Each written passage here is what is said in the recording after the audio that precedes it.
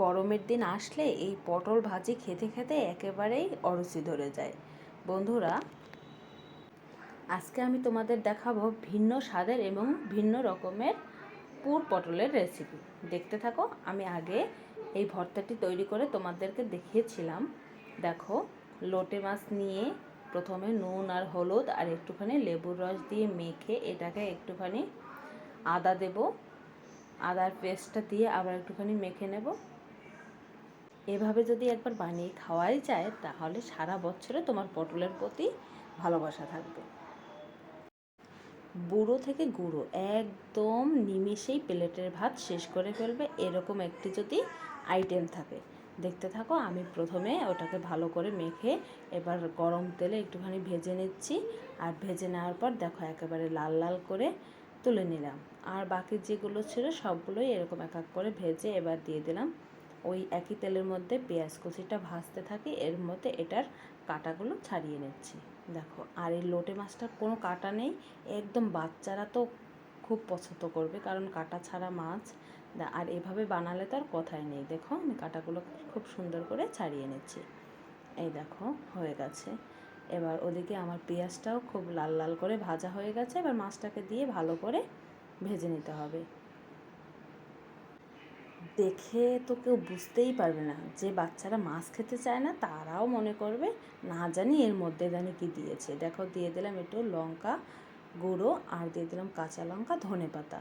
এটা দিলে ভালো একটা ফ্লেভার আসবে। আর দিয়ে দিলাম একটুখানি গরম মশলার গুঁড়ো আর দিয়ে দিলাম একটু সরিষার তেল।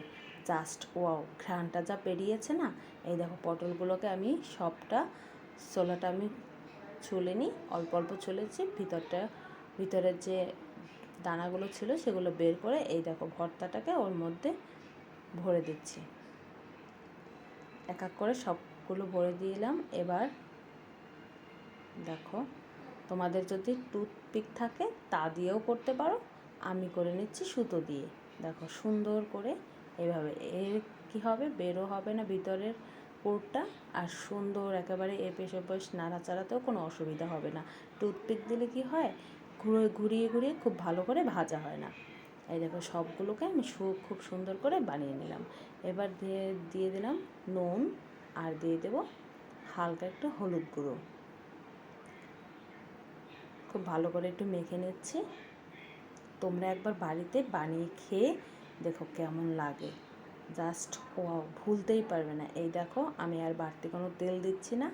যে কড়াইয়ে ভর্তাটা বানিয়েছিলাম ওই কড়াইয়ে এক এক করে পটলগুলো দিয়ে দিচ্ছি।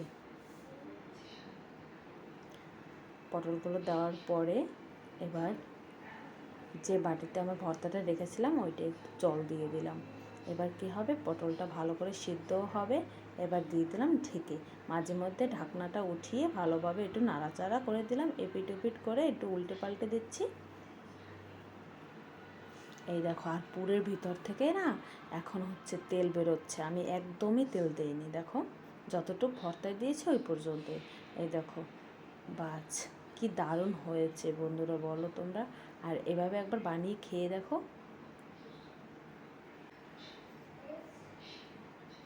দেখো, একটু চেক করে নিয়েছি ভালো করে সিদ্ধটা হয়েছে কি না। দেখো, হয়ে গেছে। এবার নামিয়ে নিলেই রেডি হয়ে যাবে পুর পটলের রেসিপি। এই দেখো কি দারুণ।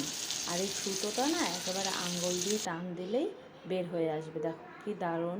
গরম গরম ভাতে যদি পরিবেশন করো না, যে খাবে সে একেবারে মানে ভুলতেই পারবে না যে কি খেলাম।